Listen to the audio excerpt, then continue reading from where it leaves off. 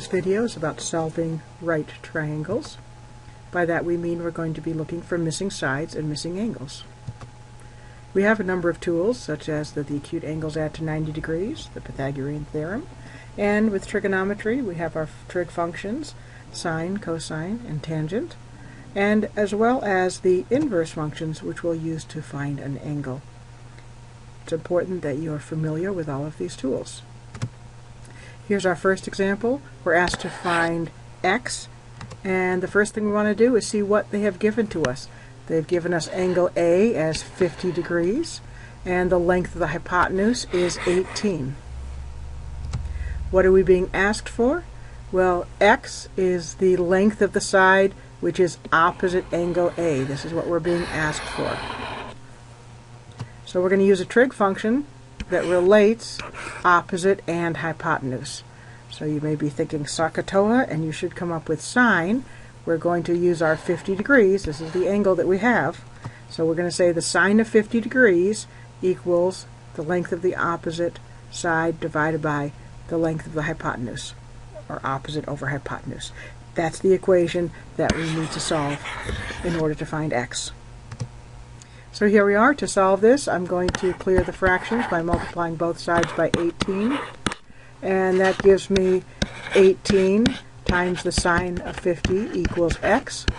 You're going to go ahead and now work that out on your calculator. And depending on your calculator, the keystrokes may be different. So make sure you're able to get to this answer. It's a rather long answer, but we're going to round it to the nearest hundredth. Notice I say approximately equal, because even with 8 decimal places, that's not exactly the answer. This number continues on. It is an irrational number. But to round to the nearest hundredth, I see that the hundredths place is here, so I need to look at that next number, and I see that it is more than 5 or more I should say, and that tells me to go up, and here's my answer rounded to the nearest hundredth. That's the length of x. Now my next problem, we're asked to find x. I need to look at what was given to me and what I'm being asked for. I've been given angle B. I've been given this side whose length is 6. Now compared to B, that is the side which is opposite angle B. I'm asked for the length of this side where it says x, and compared to angle B, that is the adjacent side. So I'm looking for adjacent and opposite, and I'm thinking what trig function has to do with opposite over adjacent. And you should come up with tangent. I'm going to apply that to the angle that I know. I'm going to say the tangent of 35 is equal to, and now there it is, 6 over x. This is the equation I need to solve in order to find x. Well, I need to clear the fractions. I can consider this over 1. I could multiply by the LCD, which is x. Or in this case, when you have a fraction equal to a fraction, that's the one case when you can cross multiply. And that's what I'm going to do. This is exactly the same result as if you were to multiply both sides by x. You would get here. Now since I need to solve for x, and I see that it's x times tangent of 35, I'm going to divide both sides of the equation by the tangent of 35. Remember, tangent of 35 is a number, so I can divide both sides by tangent of 35, and this gives us x equals 6 divided by the tangent of 35. This, by the way, is really the exact answer, but then we're going to write it as a decimal, since it does say to round to the nearest hundredth. So go ahead and try that on your calculator. Make sure you're able to get to this answer. Here, again, many numbers, but since we're rounding to the nearest hundredth, I'm just looking at the next place. I see it's 5 or more, so it will go up, and there's my answer, 8.57. That's the length of x to the nearest hundredth. In this problem, they don't draw a triangle. You might want to go ahead and sketch out your triangle. You know that the C is 90 degrees. They tell you that.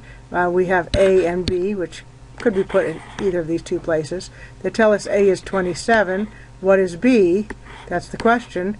Well, these two angles, the two acute angles, are going to add up to 90 degrees.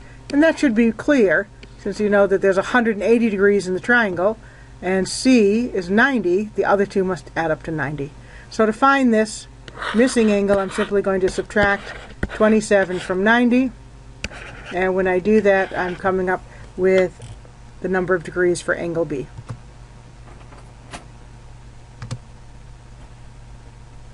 Here they ask me to find an angle. I'm going to look at what they gave me. This 3 is the length of the side which is opposite angle A. And this 8 is the hypotenuse. So I'm thinking opposite and hypotenuse. That would be the sine function. So I'm looking for angle A. I'm going to use angle A. I'm going to say the sine of A equals the length of the opposite divided by the length of the hypotenuse. Opposite over hypotenuse, that's 3 over 8 in this case. And now I'm looking for this missing angle. So this is where I'm going to say A is equal to the inverse sine of 3/8. And you want to work that out on your calculator. Again, make sure you're able to work that out to come out to this answer here. Of course, this is many digits. We want to round to the nearest tenth. Here's the tenths place. I'm looking at the place after that, the next place over.